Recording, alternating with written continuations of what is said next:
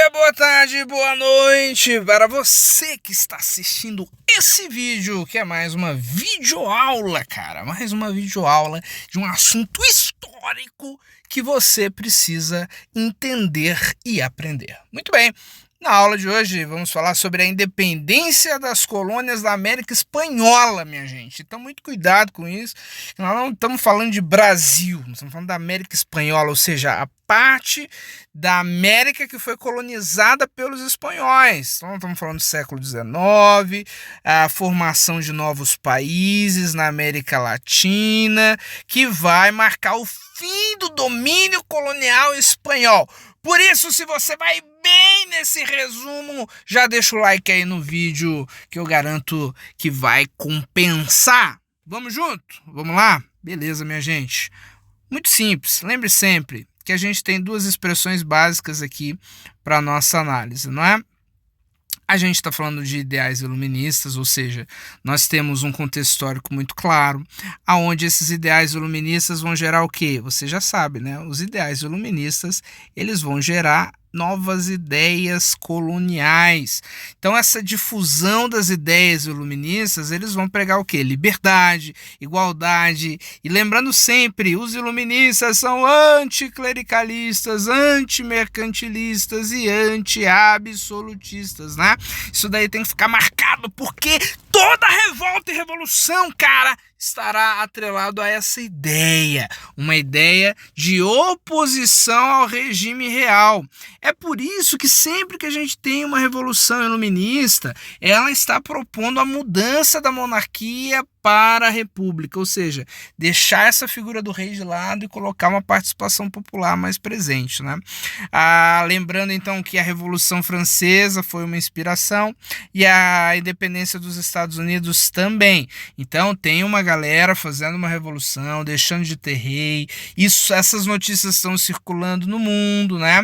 Então lembra que essas notícias circulam por meio de jornais, por meio de livros, por meio de pessoas que vão estudar e fazer ensino superior, principalmente curso de Direito e Medicina no exterior, na Europa, e voltam trazendo essas ideias, né? E é claro, você precisa lembrar, especialmente esse momento no século XIX, é um momento especial, né, cara? Um momento fantástico para que haja essas revoluções. Por quê? Napoleão Bonaparte vai invadir a Espanha, não é? Quando Napoleão Bonaparte invade a Espanha, a gente tem uma crise generalizada sobre as colônias, né? Então lembra sempre disso, tá, gente? Metrópole é o país que coloniza, nesse caso a Espanha. E as colônias são os territórios onde existe essa dominação. Então muito interessante. Então olha, Napoleão Bonaparte, Napoleão, hein? Que vai influenciar tanto a independência na América Espanhola quanto na América Portuguesa. Porque a invasão e a conquista da Espanha vai gerar essa crise generalizada no território da América Espanhola, mas há também a invasão na Espanha que vai dar medo em Dom João VI, né, cara? Por isso que ele vai, fugir, sair de Portugal e vir para o Brasil. Mas isso é outra história, tem vídeo no canal aqui para falar disso daí. Muito bem, minha gente, ótimo. O que a gente pode pensar então? Nós tínhamos uma sociedade, então lembra sempre a sociedade colonial. Veja bem, nós temos aqui em cima os chapetones, eles são os espanhóis, e eles nascem na Europa e eles vêm para cá, eles têm o maior privilégio, então eles são espanhóis na América, tá? É esse grupo que vai entrar em crise aqui, os espanhóis, porque a Espanha vai ser tomada.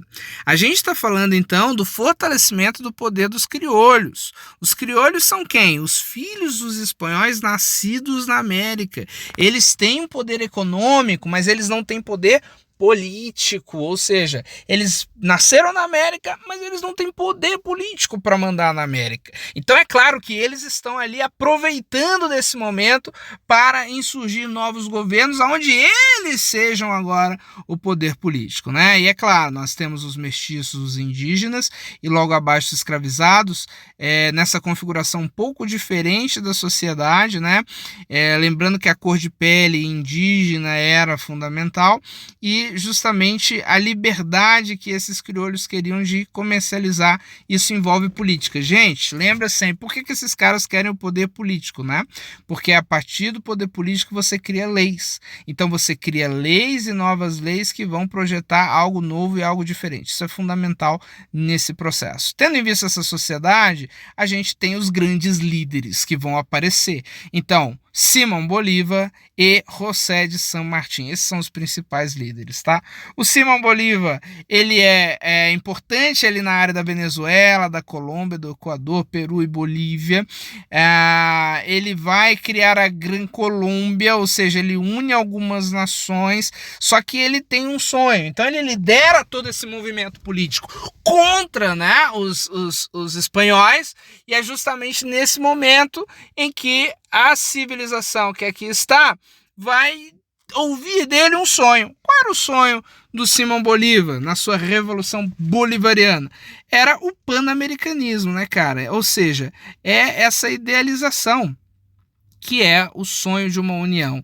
Quer dizer, o Bolívar vai ser muito importante, vai liderar importantes vitórias, né, decisivas, principalmente defendendo sempre ideais republicanos. Então lembra que a gente está falando de uma república, são modelos de governo diferentes, contra uma monarquia, né?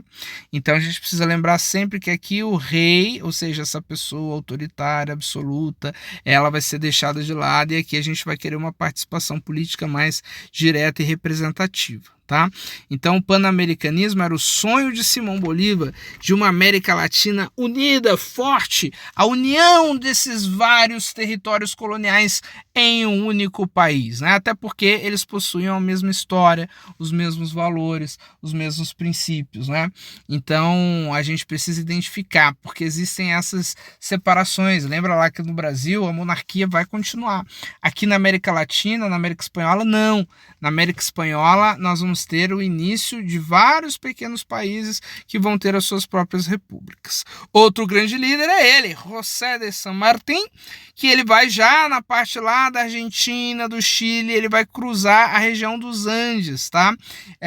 Libertando o povo e instaurando novas formas de governo, tá? Ele vai liderar a famosa Batalha de Maipú em 1818 e vai se encontrar com Bolívar. Então eles são os dois grandes líderes, aliás, considerados e chamados de libertadores da América. Ou seja, minha gente, lembra aí, no futebol hoje a gente tem um grande campeonato aqui na América, no continente americano, chamado Libertadores da América. O que significa esse grande momento? É um momento em que todos os times de todos os países da América vão se enfrentar para ver aquele que é o superior e ganha o título de Libertadores da América, em homenagem a José de San Martín e Bolívar, tá? Então ele vai liderar a Argentina, o Chile e o Peru. Mas depois de todas essas independências, ele não vai assumir o poder, porque ele vai justamente desejar isso, que a mudança ocorra individualmente em cada um dos países. Não podemos deixar de falar do Haiti, porque a primeira independência negra da América. No caso do Haiti, minha gente, nós temos uma diferença muito clara. O Haiti era uma colônia da França, tá? Então, deixando claro isso, aqui não se trata da Espanha, mas é importante a gente sempre falar do caso do Haiti, porque é a primeira e única revolução bem-sucedida de escravizados.